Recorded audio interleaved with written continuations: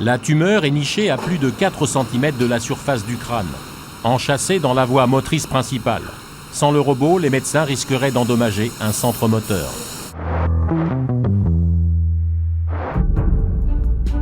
C'est dans des laboratoires comme celui-ci que s'invente la médecine de demain. Une science faite de robots et d'ordinateurs, de câbles et de caméras. Ici, à San Francisco, le malade n'est encore qu'un mannequin. Et pour l'instant, ce sont des viscères de porc que ses mains de fer opèrent.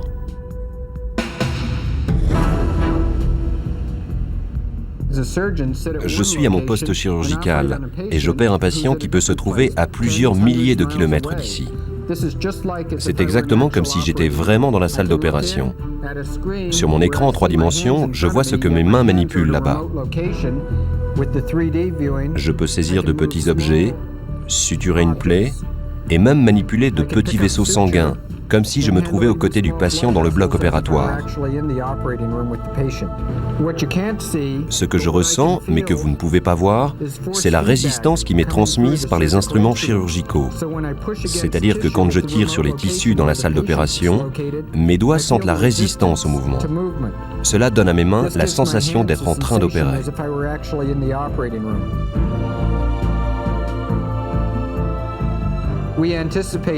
Nous pensons d'abord réserver ce système aux cas les plus désespérés, à ceux où le patient mourrait si on ne l'utilise pas. Ce système sera équipé de dispositifs de sécurité suffisamment sûrs pour prévenir toute rupture de communication. Enfin, les personnes présentes aux côtés du patient auront reçu une formation de base pour pouvoir faire face si le robot tombe en panne.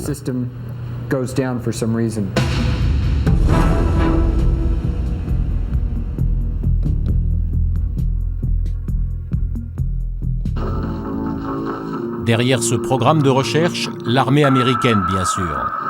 Plusieurs millions de dollars ont déjà été investis pour construire tous les gadgets technologiques présentés dans ce petit film, qui dans quelques années ne sera plus de la science-fiction. Producteur, le Pentagone. Sur le champ de bataille, un soldat est touché. Il est repéré en temps réel par le commandement qui donne l'alerte. Ce film rassemble les projets de l'armée en matière de médecine de demain. Exemple, ce soldat blessé porte une montre au bracelet qui mémorise en permanence son bilan de santé complet. Pouls, température, pression artérielle. Là, vous voyez le dispositif de communication que le soldat apporte avec lui. Cet appareil permet de savoir à tout moment où il est et quel est son état physique. Quelques minutes après l'alerte, le système chirurgical mobile arrive sur le champ de bataille dans ce véhicule qui s'appelle un Medfast. À l'intérieur se trouve le robot qui va permettre aux vrais chirurgiens de l'armée d'opérer le blessé depuis le poste de commandement à des dizaines de kilomètres de là. Même si ces techniques n'en sont encore qu'au stade de l'expérimentation, l'armée américaine espère en équiper ses troupes avant la fin du siècle. Et comme toujours, la technologie militaire servira aux civils, dans le cas d'accidents de la route par exemple. La chirurgie du futur va probablement bouleverser la vie des gens. Les changements vont être impressionnants. Vous n'aurez plus besoin d'être opéré à l'hôpital. Si on ne peut pas vous transporter, c'est le système chirurgical qui viendra jusqu'à vous. Pour l'instant, nous n'envisageons pas de développer des robots autonomes. Sans contrôle humain, il y aura des gens près de vous.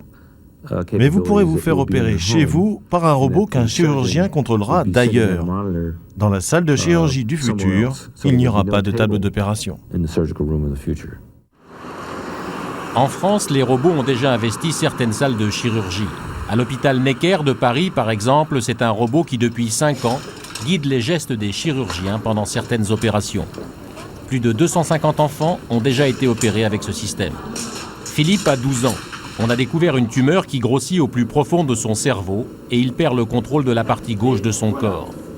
Demain, c'est un robot qui assistera les chirurgiens pour cette opération excessivement risquée.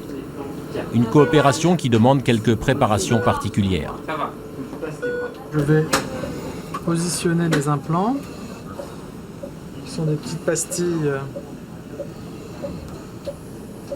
qui vont apparaître à l'image, qui permettent à l'ordinateur de positionner la lésion. Ces petites pastilles vont servir de repère au robot qui a besoin de visualiser l'intérieur du crâne de Philippe pour guider les médecins. un scanner va dresser une carte du cerveau sous tous les angles. Les repères, collés sur le front, apparaissent sur chaque image.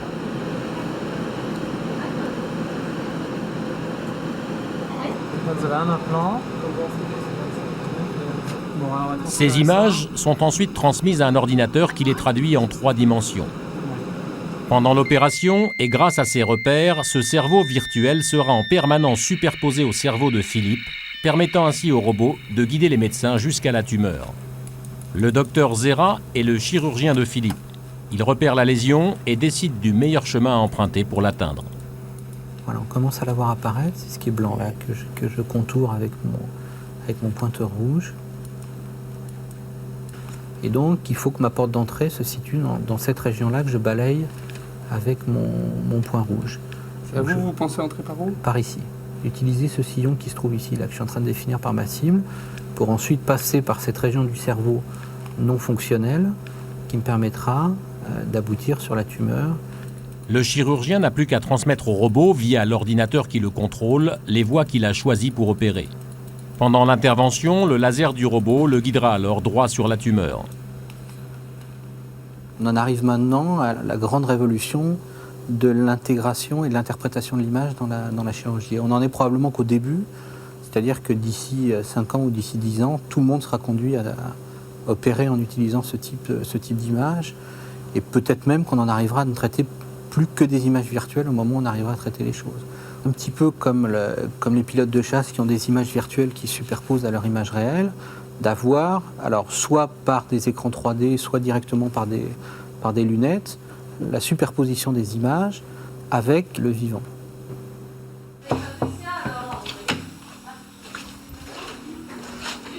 Bonsoir. La veille de l'intervention, le chirurgien vient rassurer les parents de Philippe sur les techniques qu'il va employer. Monsieur Philippe, il ne faut pas du tout que tu enlèves ton bandage, il ne faut pas du tout que tu te grattes la tête ce soir. Entendu ? D'accord.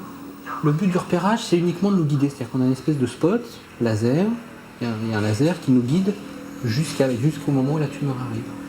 Et ensuite, on a ce qu'on appelle un cavitron, c'est-à-dire un bistouri à ultrasons qu'on pose sur la tumeur et qui la fait éclater petit à petit. Ça vous a pas fait peur la première fois que vous avez entendu parler d'un robot? Ben si, parce qu'on dit toujours la main de l'homme est sûre et pas sûre. Et bon ben, des robots jusqu'à présent, il y a certaines choses qui ont été faites qui sont bien faites. Donc il n'y a pas de raison d'en avoir peur.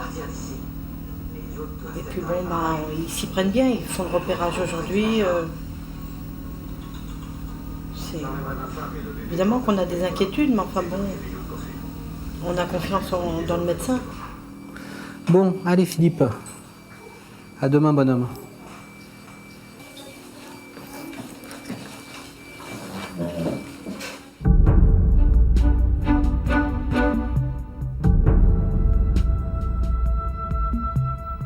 C'est dans un bloc opératoire où cohabitent scalpel et moniteur vidéo que le professeur Sainte-Rose dirige l'opération. Philippe, endormi, est préparé pour la trépanation. Comme une grosse araignée, le robot surplombe la table d'opération. C'est une désignation automatique de la trajectoire par le robot. Donc pour ça, il vous faut un système motorisé. Ici, vous avez un laser qui vous matérialise l'axe de vision de l'optique. On va sélectionner la trajectoire que vous avez prédéterminée hier et on va demander au robot de nous la montrer. Alors voilà, il se met à bouger tout seul.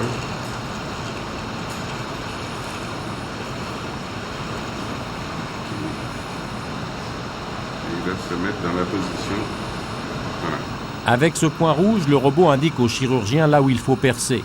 En neurochirurgie, la moindre erreur peut entraîner des séquelles irréversibles. Avec un guidage au millimètre près, le robot réduit considérablement ses risques opératoires.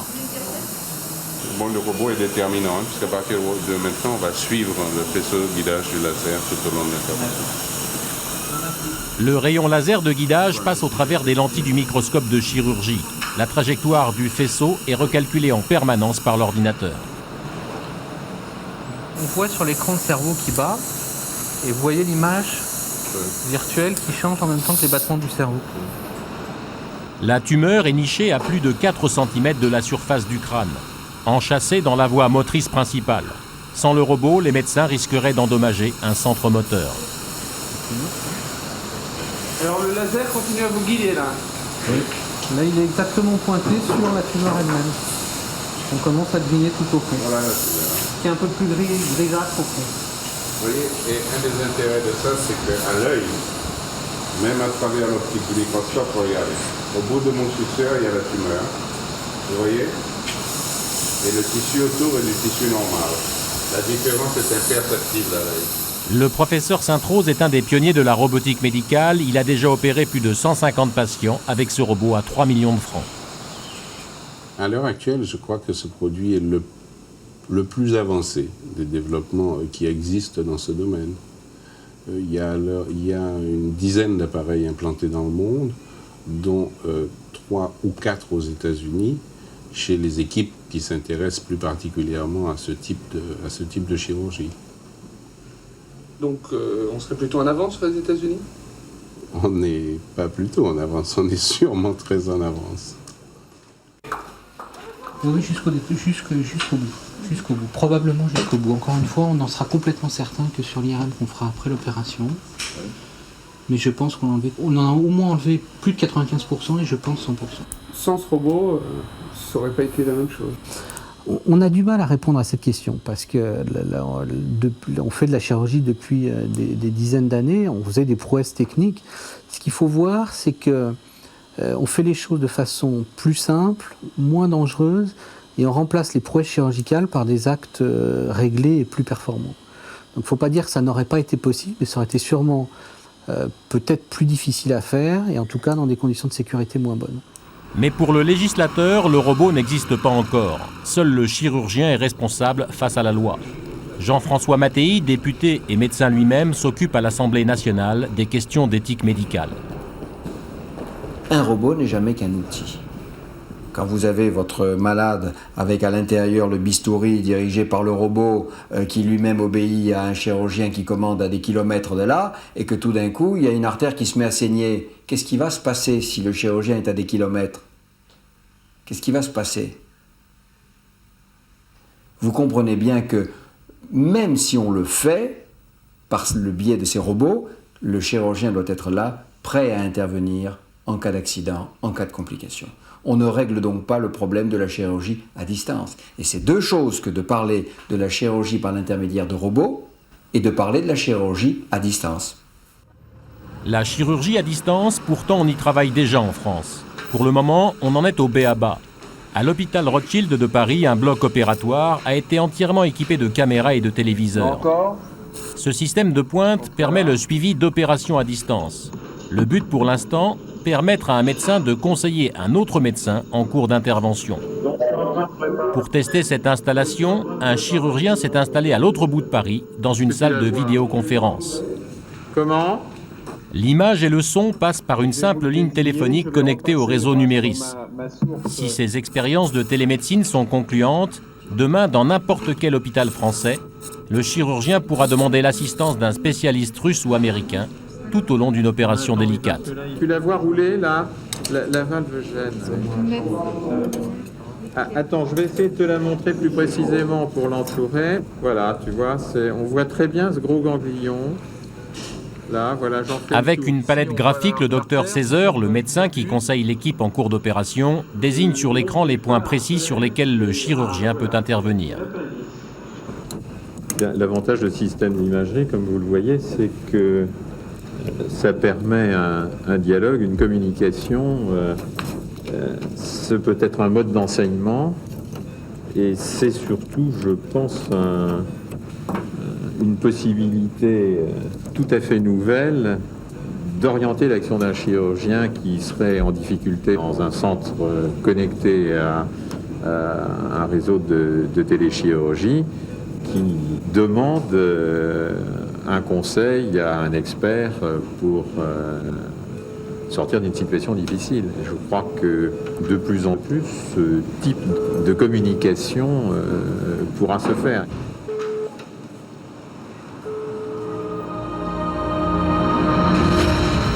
Informatisée, robotisée, la médecine de demain est engagée dans une course effrénée à l'innovation. L'informatique, par exemple, vit une révolution tous les 6 mois, repoussant chaque fois un peu plus les limites du possible et donc celles de la médecine. Déjà, les laboratoires américains mettent au point des systèmes révolutionnaires en chirurgie des yeux, ou encore des images cérébrales en 3 dimensions. L'enjeu est énorme, le contrôle du marché médical du XXIe siècle. Mais c'est avec l'évolution des systèmes de communication que la médecine change le plus vite. La consultation médicale à distance n'est plus un rêve aujourd'hui. Dans cet hôpital d'Atlanta, une salle avec 2 écrans sert de cabinet au Dr Brown, spécialiste des maladies cardiaques. Sans bouger de chez lui, il peut examiner une patiente qui se trouve à 200 km de là, accompagnée de son médecin généraliste. Lors de votre première attaque, quelle était la partie de votre corps que vous ne contrôliez plus? La gauche ou la droite? Le côté droit. Bon, Madame Outlaw, pouvez-vous nous montrer ce que faisait votre jambe? C'était un tremblement, n'est-ce pas? Elle tremblait comme ça. C'était ce type de tremblement, d'accord. C'était régulier ou irrégulier? Régulier. Avec ce stéthoscope équipé d'un micro, il peut même écouter battre le cœur de sa patiente.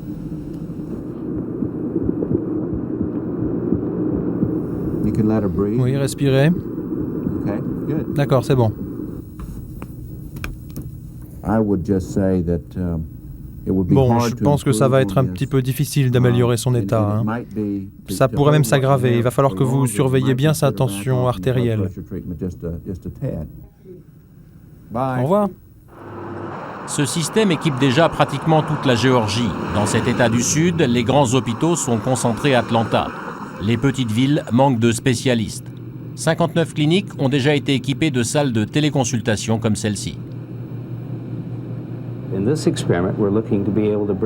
Nous espérons démocratiser ces expériences et amener un jour la télémédecine dans tous les foyers. Les personnes atteintes de maladies chroniques, par exemple, ont parfois besoin de soins d'urgence, mais elles ont surtout besoin d'être suivies régulièrement grâce à une surveillance répétitive et constante. Nous travaillons sur des équipements très simples et agréables à utiliser. Bientôt, les patients pourront consulter leur médecin en utilisant un des canaux de leur télévision, par exemple.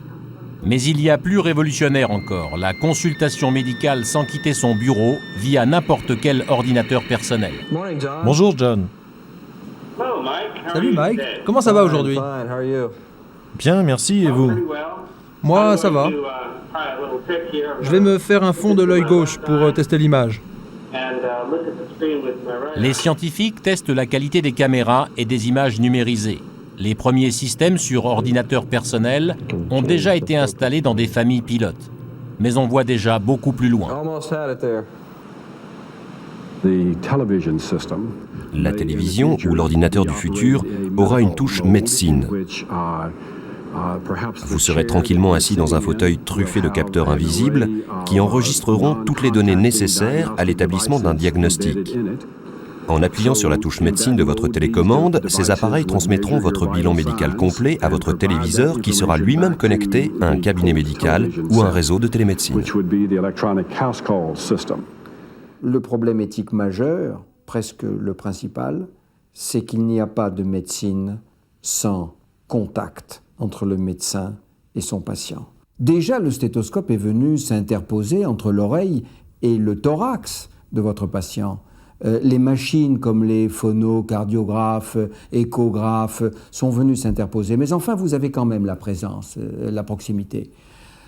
C'est tout autre chose que de répondre seulement au téléphone ou sur une image transmise par ordinateur. Vous n'avez que 2 sens qui sont sollicités. Il manque les autres. Non, je crois que là, on s'acheminerait vers une déshumanisation. Un deuxième problème, c'est le problème de la confidentialité. Car lorsque vous envoyez des données médicales appartenant à un malade sur un fil, faut-il encore s'assurer qu'il n'y ait pas de piratage? Mais la technique a déjà devancé la réflexion. La plupart des médecins, comme le docteur Zera, le chirurgien de Philippe, demandent déjà l'avis d'autres médecins sur Internet. Il y a un message qui est arrivé du Chili, il y a un message qui est arrivé d'Espagne, donc il y a celui-là qui est arrivé d'Angleterre. Et maintenant, on communique. Un des premiers gestes le matin quand on arrive, c'est d'aller regarder sur le mail ce qui est arrivé. Plus personne n'hésite à échanger des radios, voire des dossiers médicaux complets. Sans le savoir, des centaines de milliers de malades se promènent virtuellement d'un bout du monde à l'autre. C'est vrai qu'il y a des problèmes de protection, mais il y a une protection en entrée. N'importe qui ne peut pas se connecter via Internet sur mon Macintosh qui est ici. Demain, comme le docteur Zera, les généralistes aussi seront rivés à leur écran. Le but, c'est que tout le monde s'en serve quotidiennement, sans même se rendre compte qu'il s'en sert. C'était comme ça pour le microscope, ça va devenir comme ça pour le robot, ça va devenir comme ça pour Internet. Ce ne sont que des piles de connaissances qui s'ajoutent les unes aux autres et qui doivent devenir de la routine. Il faut toujours voir ça uniquement comme des outils. Alors plus ou moins performants, mais c'est des outils et rien d'autre. Et Philippe, vous avez des nouvelles ? Oui, Philippe va bien. Donc maintenant, il est à peu près dans un état stable. Il continue sa rééducation, il récupère lentement mais sûrement par la rééducation, avec une stabilité complète de sa maladie depuis 1 an maintenant. Stop, tu vas arrêter ton mouvement et revenir doucement, très lentement à la position verticale. Là, c'est très bien. Grâce au robot, Philippe a déjà retrouvé l'usage de son bras gauche. À l'aide de jeux électroniques, il travaille maintenant à améliorer sa capacité de raisonnement. Qu'est-ce qu'il faut faire? Tourner, ouais. Et puis... On a le 3. Ouais. L4. Et qu'est-ce que tu as raconté à tes copains? Que je me suis fait pratiquement opérer par un robot, quoi. Ils ne me croyaient pas. Ils me disaient non, c'est pas vrai, c'est pas vrai. Ils ne me croyaient pas. Et alors, comment tu as fini par les convaincre? Ils ne me croient pas encore. J'y restais pas. Et toi, t'arrives à y croire? Moyen. Pour les parents de Philippe, la tumeur, c'est presque de l'histoire ancienne. Vous ne trouvez pas que le robot, c'est aussi rassurant? Parce que M. Zera a pu faire cette intervention très fine et qui laisse le minimum de séquelles possible, parce qu'il était très gêné, ah oui, Philippe. Oui. Avant l'opération, il ne pouvait plus se laver tout seul, il pouvait plus aller courir, il tombait toujours, il s'entrechevêtrait les pieds. Il ne pouvait plus faire de vélo, plus de sport du tout. Même pour jouer, il ne pouvait même plus se servir des consoles ni rien. C'était pas évident, quoi. Là, c'est tout doucement, on voit les choses arriver. Il se resserre de tout ça, de la console, du vélo. Alors finalement, il a bien marché, ce robot.